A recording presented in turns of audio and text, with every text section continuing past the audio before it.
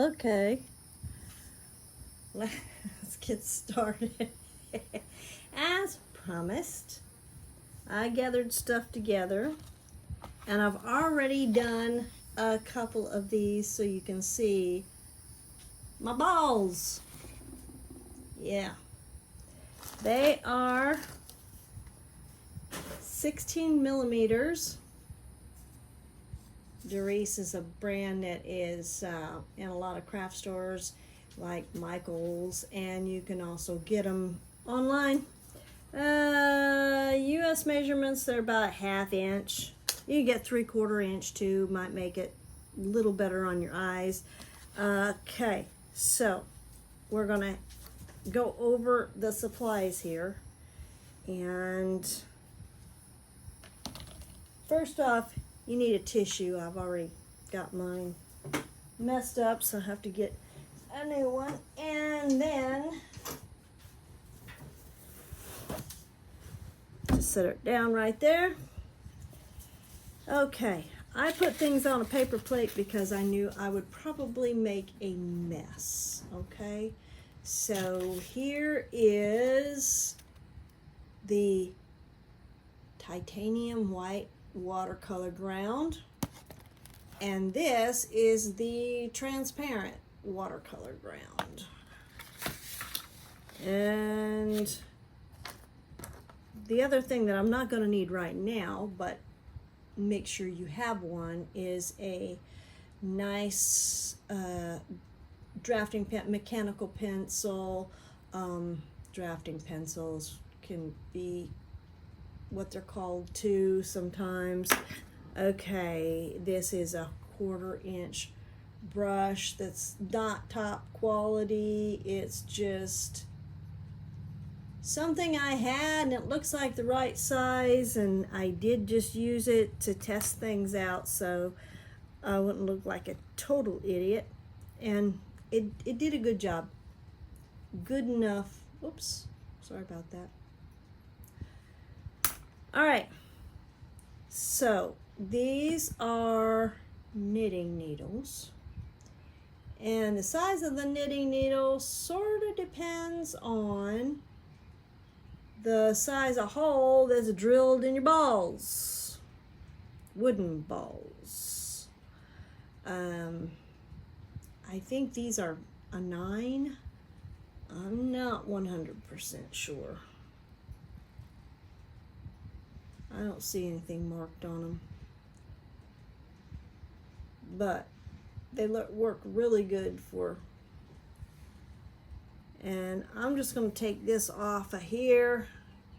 You can get these sometimes that are the holes, there's not even any hole there and you have to drill it yourself. When I first started doing this, that's what I had to do.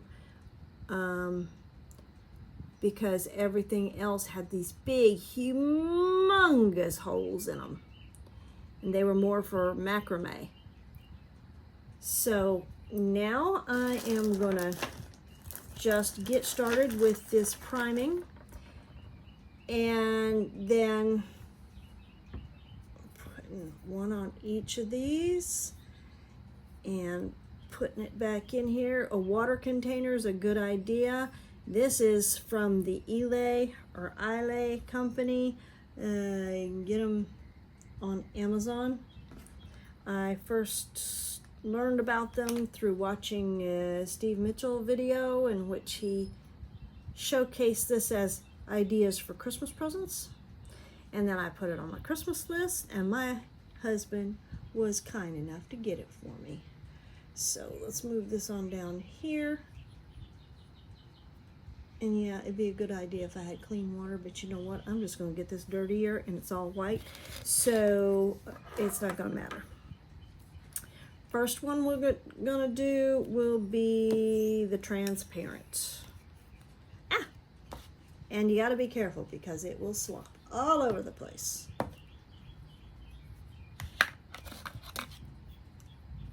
Got to give it a good stir.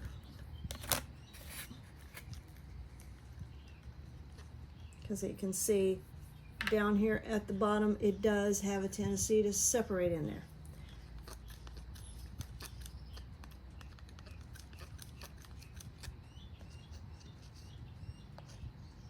Okay.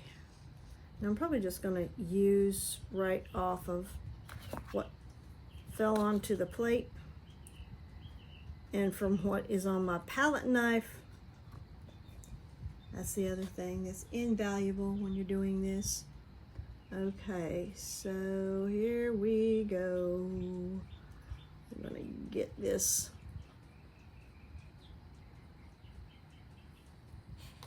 and I'm gonna grab this one that's furthest away and just go around the bottom first, and then I can turn the knitting needle like this in order to be able to get some rotation there and make sure that I have got all parts of the bead covered. Now y'all give me some suggestions down in the comment section about maybe what I should draw on here with the mechanical pencil. For an idea for a scene or a plant, or I don't know. I can tell you what I did when I was, I went to take some classes at community college. It was a couple years that I lived in California. And anyway, so one of my classmates saw some of my sketches and stuff and asked me if I would sketch her sister's horse. Just do a horse head on one of these. And I said, sure, I'll do that. I love sketching horses. Okay, this is the titanium white. So she brought me the picture. I took some balls and I made a head portrait of this beautiful paint horse. And then made some earrings out of them. It was 2, I believe, or maybe that was just a necklace. I don't know, I don't remember, because there was somebody else that had me do a horse, and I did a set of earrings. Anyway, it started something, you know. You never know until you try, or just randomly decide to give something a whirl, or somebody asks you to do it and you do it for them, and then all of a sudden everybody wants it. So I ended up doing some pet portraits, and actually those, the majority of those were on large pieces of paper or on canvas so that the people could hang them on their walls. So here we go. This is what it is to prime the balls, the wooden beads. I just like to call them the balls because beads to me are those little teeny tiny seed bead things, you know?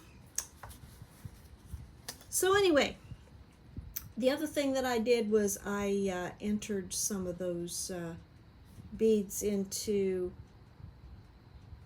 the county fair because I had so many people liking them. They, oh, you should put them in the fair. So I decided to go ahead and give it a try, and with one of them I want a blue ribbon. So you come on back and after these are dry, and we're going to work a little bit with putting things into perspective, because when you're working on a little round 16 millimeter bead or wooden ball that's not exactly smooth surface, but it's not super rough either, it's a little bit of a challenge to get things into perspective if that's what you really want. which, you know, if you're doing landscape or you're doing an animal's head, something like that, you do want to have it look somewhat realistic. It's up to you. But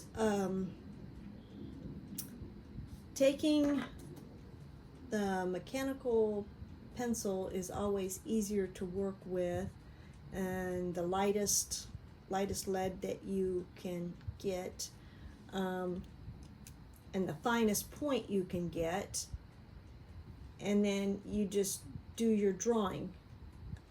My bead that I had, that I got blue ribbon for, was a pretty little scene with a cabin in the woods, full moon, at night, snow, fire coming out the fireplace, some pine trees, and a male and female cardinal cuddling up on the branch of a pine tree. So, tell you what, you come on back like with the next video and I'll show that to you. So give a thumbs up if you want to continue on this journey to play with the bead balls and see what we can do with the transparent ground and the titanium ground. Make scenes, and then after we've made the scenes, then it's time to start painting and see what happens. Now, when I did it before, I did it with acrylics. These are primed for watercolor. So if you hit that notification bell, you'll know when I upload the next one that's all about painting on these. Now, which one should we do? Should we just do the set of transparents, or should we do one of each? You tell me in the comment section. So until later, get that brush going. You never know what you can do until you try.